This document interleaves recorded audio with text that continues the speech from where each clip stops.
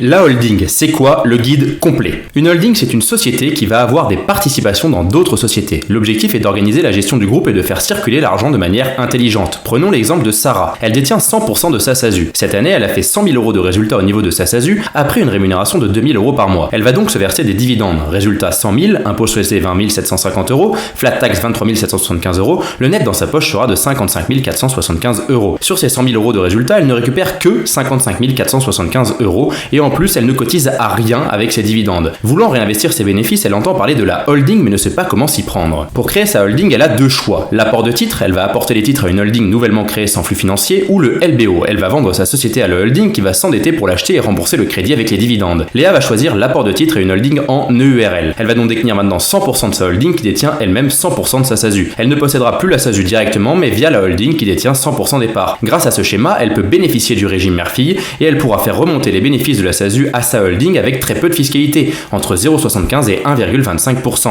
Cette fois-ci, les dividendes de 79 250 euros n'auront pas la flat tax et donc seront de 78 655 euros au final pour la holding. Elle pourra donc réinvestir 23 000 euros de plus. Attention, c'est bien la holding qui détient les fonds ici et non Sarah directement. Sarah voulant investir dans l'immobilier, elle va maintenant utiliser les fonds de la holding pour les apporter à une SCI. On voit en dessous le schéma. Sarah détient 100% de sa holding qui détient 80% de la SCI et elle détient elle aussi 20% de la SCI. Avec les dividendes de la SASU, elle va apporter l'argent à la SCI. Le schéma lui permet d'avoir une plus grosse force de frappe pour réinvestir en masse. Mais cela ne s'arrête pas là. Sarah pourra utiliser sa holding pour investir sur d'autres choses, des investissements financiers, contrats de capitalisation, private equity, SCPI, etc.